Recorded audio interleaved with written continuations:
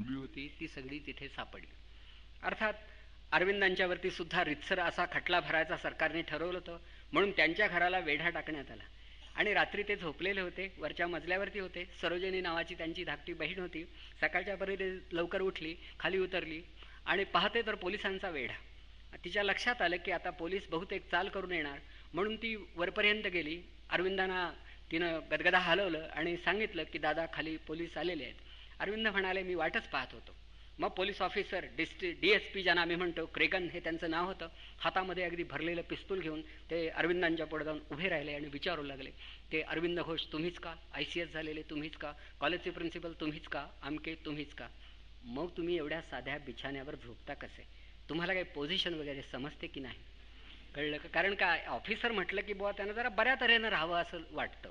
आणि त्यांना वाटत असे की आमच्या देशामध्ये 14 वर्ष राहून आलेला हा माणूस बिछाना बघावा तर अगदी ज्याला साधं खाटलं सुद्धा म्हणता येणार नाही असा. तर हे बघितल्यानंतर श्री अरविंद त्याच्याकडे पाहत राहिले. ते म्हणाले, गरिबांच्या देशात मी राहतो. पण क्रेगन साहेबांना ते समजणं शक्य नव्हतं. घराची झडती घेण्यात आली तेव्हा पोलिसांना मध्येच इतका आनंद झाला, वा पाहिजे ते सापडलं, स्फोटक द्रव्य सापडलं. साहेबांना सांगण्यात आलं आणि अशी एक पुडी त्यांना सापडली. त्या अरविंदांना त्यांनी विचारलं, सांगा यामध्ये नेमकं काय आहे? अरविंदांनी सांगितलं, दक्षिणेश्वरला रामकृष्ण परमहंसांच्या समाधीस्थानाच्या दर्शनासाठी गेलेल्या एका साधकानं तिथून आणलेली ही पवित्र माती आहे आणि माझ्या पत्नीला ती फार प्रिय आहे, म्हणून तिनं जतन करून ठेवली आहे. आता पोलिसांची मुद्रा पाहण्यासारखी झाली. मग हे सगळे आपले प्रयत्न मातीत गेल्याची खंत त्यांना जाणवू लागली. पण आता काहीतरी आल्यासारखं केलं तर पाहिजे, म्हणून सरळ त्यांना शेवटी काहीही सबब सापडत नाही, निमित्त मिळत नाही, तेव्हा कुठल्या तरी कायद्याखाली माणसांना अटक करण्याची व्यवस्था इंग्रजांनी केली होती. कारण देशभक्तांची वाताहत करण्यासाठी कोणत्या विद्येचा अवलंब करावा हे इंग्रजांना बाकी कोणी सांगण्याची तशी गरज नव्हती. तर त्याप्रमाणे ते घडलं आणि अरविंदांना अलीपूरच्या कारागृहामध्ये 1 वर्ष राहावं लागलं. तर हे श्री अरविंदांचं हा खटला बाहेर चालू असतानाचं जे वर्ष होतं, हे त्यांच्या जीवनामध्ये परिवर्तन घडवणार, त्यांच्या जीवनाच्या उत्तरार्धाला प्रारंभ करणार, त्यांच्या सगळ्या प्रयत्नांची दिशा बदलणारं हे वर्ष ठरलं. बाहेर अर्थात कोण वकील गाठावा, कोणाकडे बचावाचं काम द्यावं याविषयी नागरिक विचार करत होते. मदतीचा ओघ चालू होता. कोल्हापूरचे शाहू छत्रपती त्यांनी 5,000 रुपये अरविंदांच्या बचावासाठी खासेराव जाधवांकडे पाठवले होते आणि अरविंदांना सर्व माणसं अधूनमधून भेटून काही सल्ला देण्याचा प्रयत्नही करीत होते. शेवटी खालच्या कोर्टातून वरच्या कोर्टात केस सरकत पुढे जात असते, त्यामुळे अवधी थोडा अधिक मिळतो. तसा पोलिसांना हवा होता, सरकारला हवा होता. तेव्हा मग पुढे की अरविंद आता दिवसभर अडकूनच असणार, कधी जेव्हा 4 दिवस 6 दिवस कोर्टात जावं लागत असेल तेव्हा जात असतील. दिवसभर काय करत होते, तर त्यांनी उपनिषदांचं आणखी भगवद्गीतेचं पुन्हा वाचन केलं. आणि हे वाचन करीत असताना त्यांना असं सारखं वाटू लागलं की यामध्ये जे सांगितलंय हा स्फुरणाचा भाग आहे, काही विचाराचा, काही चिंतनाचा, कदाचित काही अक्षर वैभवाचा भाग असेल, पण यामध्ये सत्याचा अंश किती? चराचराची धारणा करणारं एखादं परमतत्व खरोखरच या जगात आहे याचा निसंदिग्धपणे आपल्याला अजून प्रत्यय आला नाही.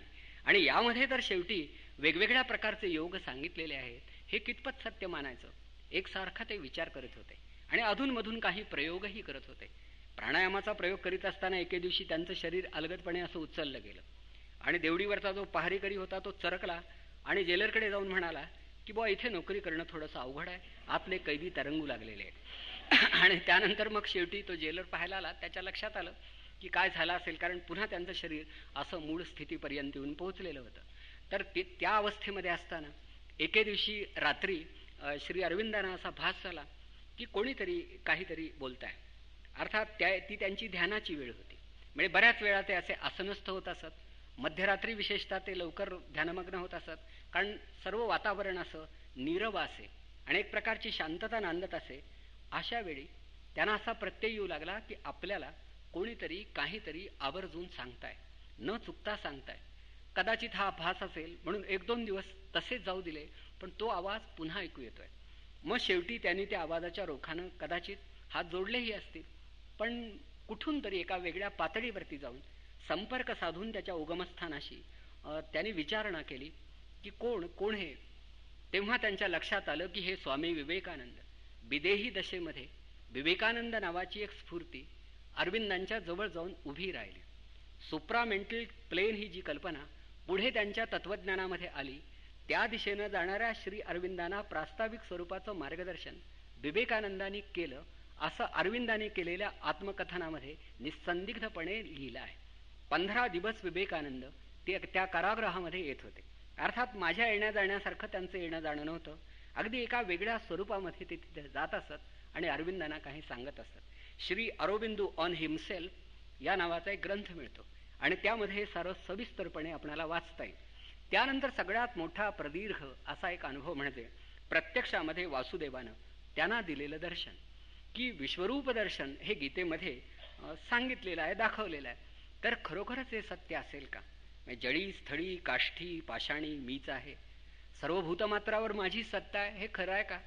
या विचारात ते मग्न असताना शेवटी अगदी खरोखरच साक्षात वासुदेव त्यांच्या पुढे येऊन उभा राहिला आणि सारं विश्व व्यापण्याची आपली शक्ती ही त्यांच्या प्रत्ययाला त्यांना आणून दिली.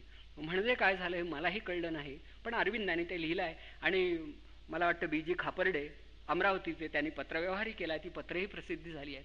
अरविंदांना त्यांनी विचारलं की असं असं तुमच्या बाबतीत घडलं, तुम्ही एका भाषणात सांगितलं, हे खरं आहे का? तर त्यावर ते म्हणाले होते, 1-2 दिवस नाही, जवळजवळ 3.5 महिने वासुदेवाचं हे दर्शन मला नित्यानं घडत होतं. आणि शेवटी या जेलमध्ये, या कारागृहामध्ये परमेश्वरानं त्यांना सांगितलं की आतापर्यंत तू जे काही केलंस त्याहून तुला थोडं वेगळं काम करावं लागेल. आतापर्यंत तू जे काम केलंस ते तुझं होतं, तुझ्या समाजाचं होतं, तुझ्या राष्ट्राचं होतं. पण आता मी जे काम तुला सांगतो आहे ते अखिल मानव जातीचं काम आहे.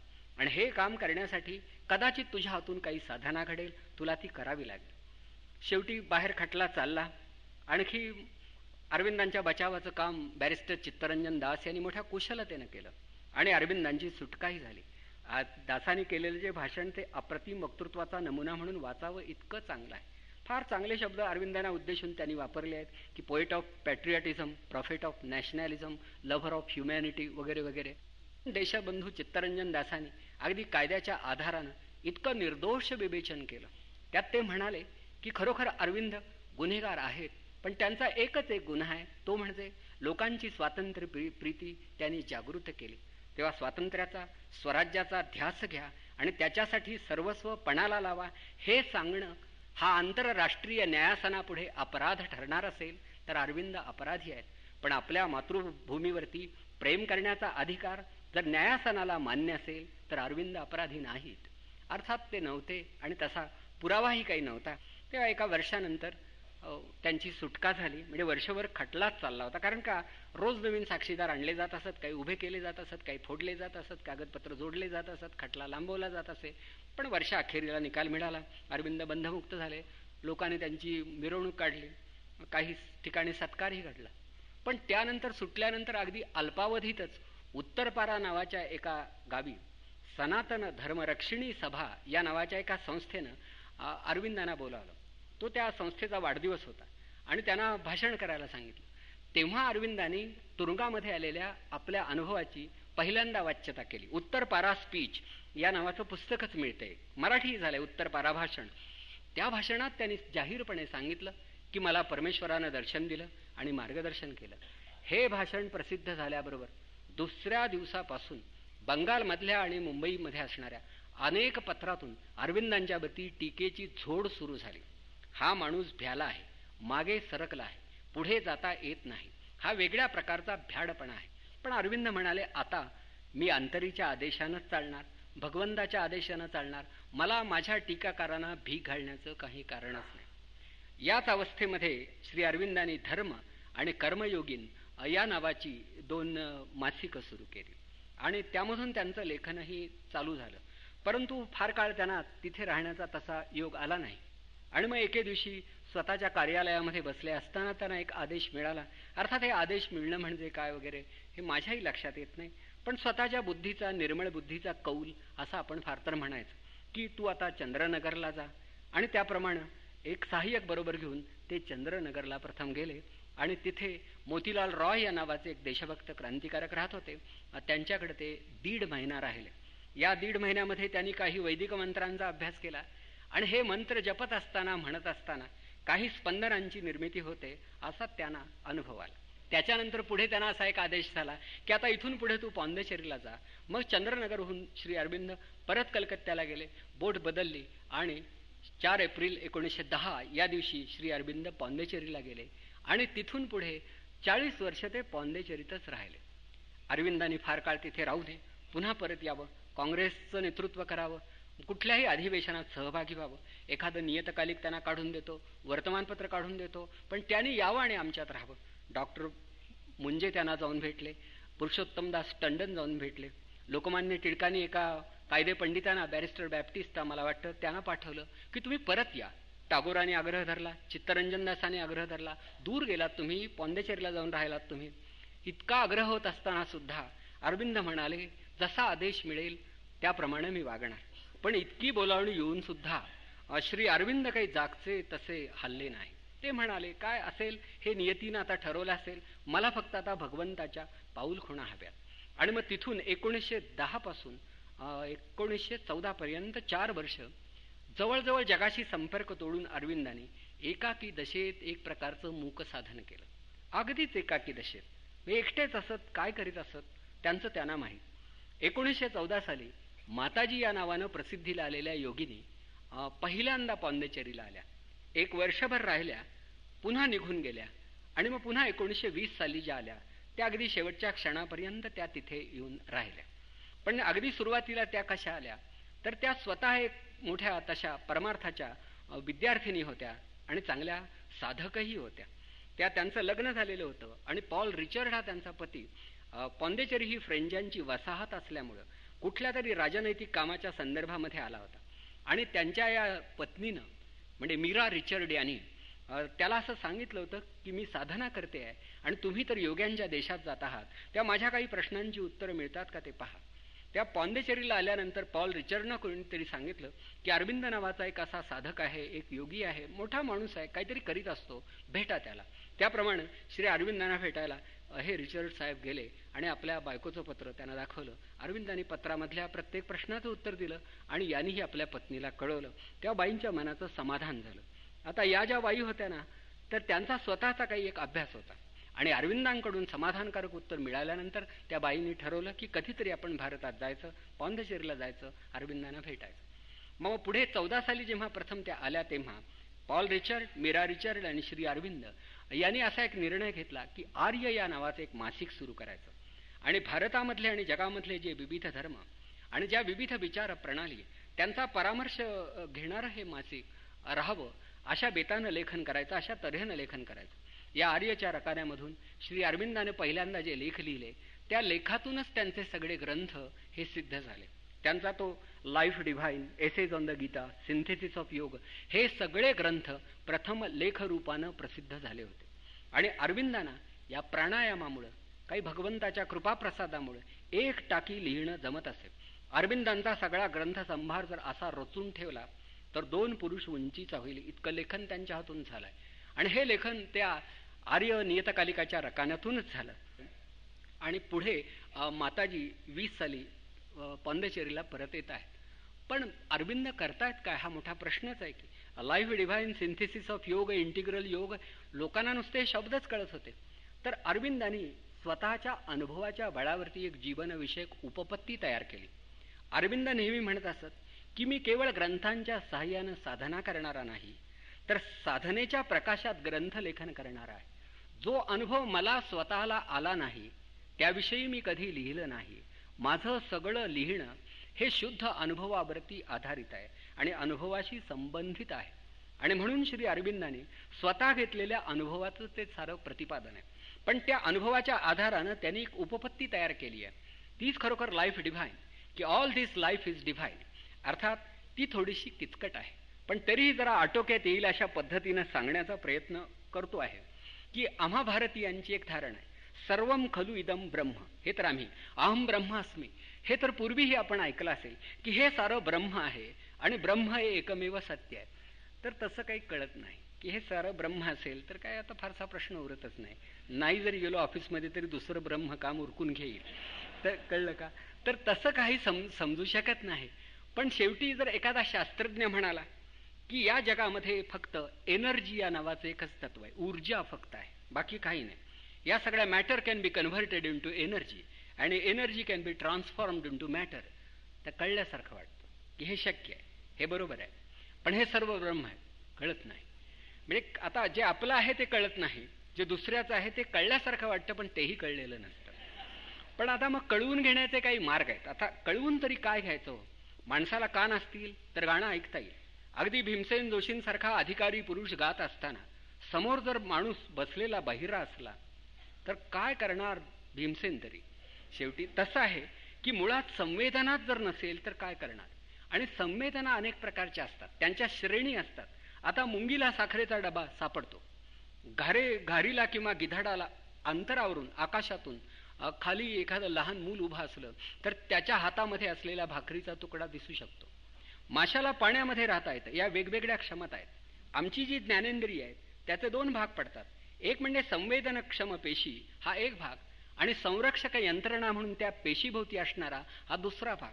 तर कुठल्या प्रकारच्या पेशी तुम्हाला लाभल्या यावरती तुमचे अनुभव अवलंबून आहेत. म्हणजे हेलेन केलर सारख्या एखाद्या व्यक्तीला वेगळ्या प्रकारे अनुभव घेता येतो, ती त्या व्यक्तीची क्षमता असते. तसं योग साधनेमुळं काही क्षमतांचं जागरण घडतं, संवर्धन घडतं. त्या अशा फुलून येतात, मोहरून येतात आणि मग वेगळे अनुभव येऊ शकतात. ही अनुभव यंत्रणाच बदलते. त्या अनुभव यंत्रणा बदलली तर अनुभव येऊ शकतो, पण ती यंत्रणा मात्र सिद्ध झाली पाहिजे.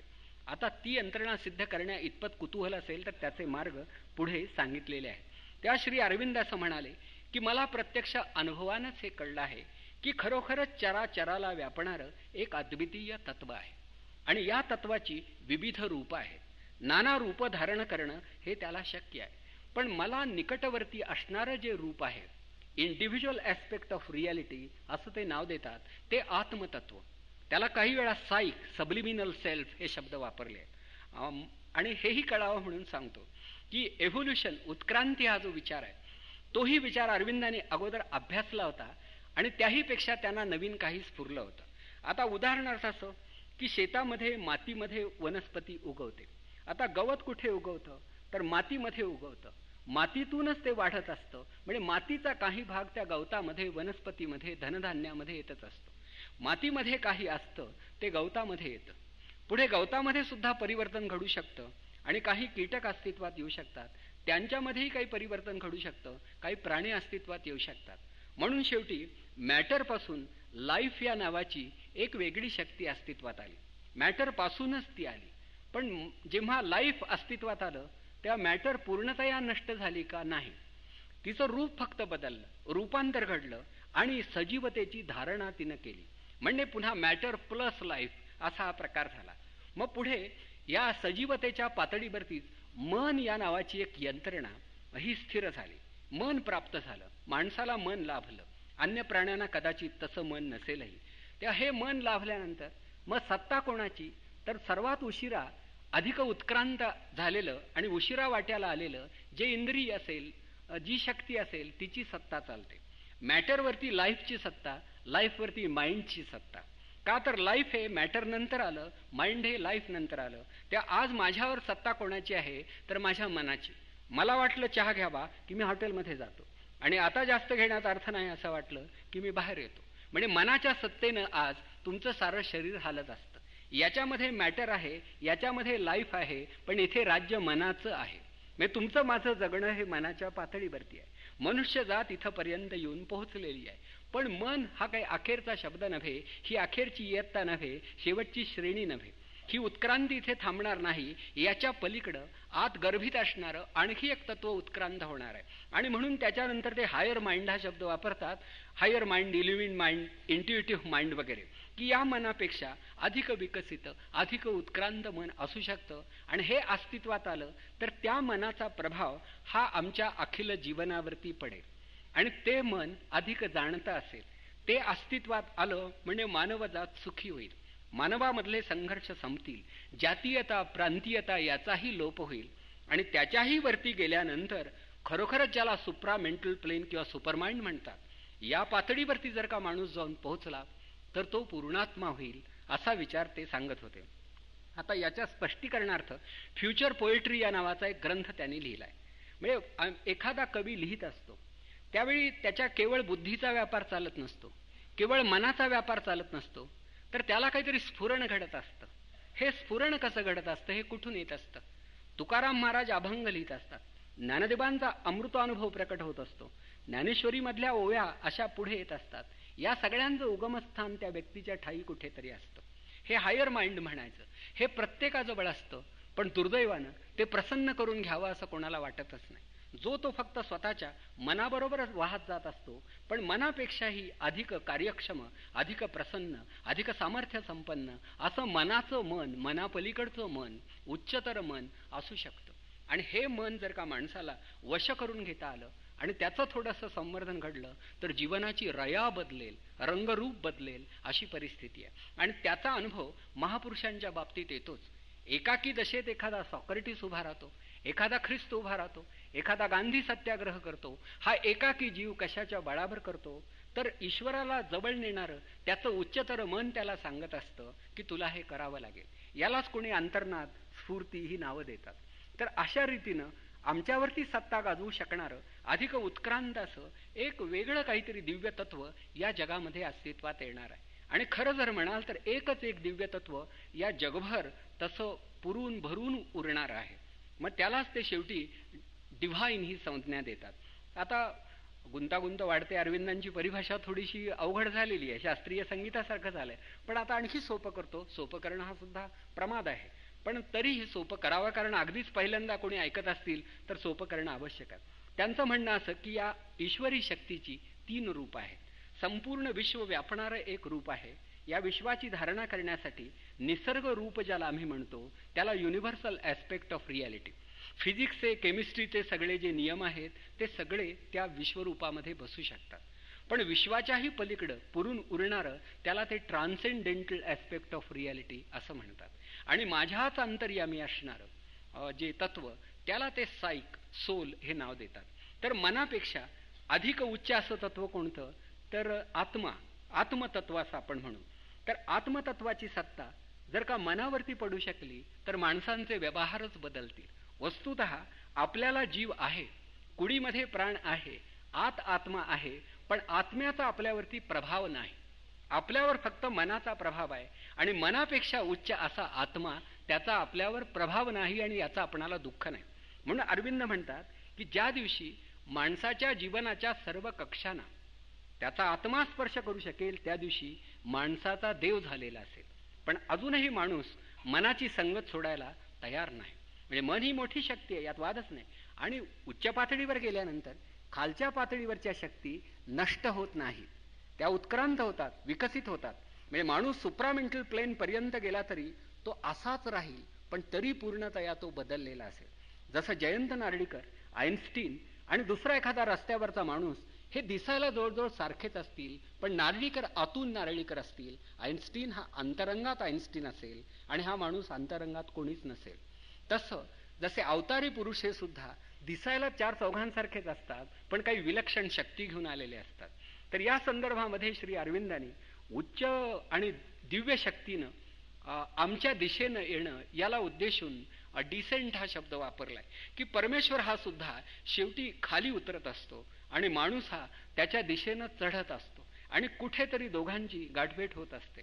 परंतु या सगळ्या वर्तन व्यापाराला प्रारंभ होण्यापूर्वी माणसानं आत्मनिरीक्षण केलं पाहिजे, आत्मसंशोधन केलं पाहिजे आणि त्याच्यासाठी थोडं एकाग्र व्हायला शिकलं पाहिजे.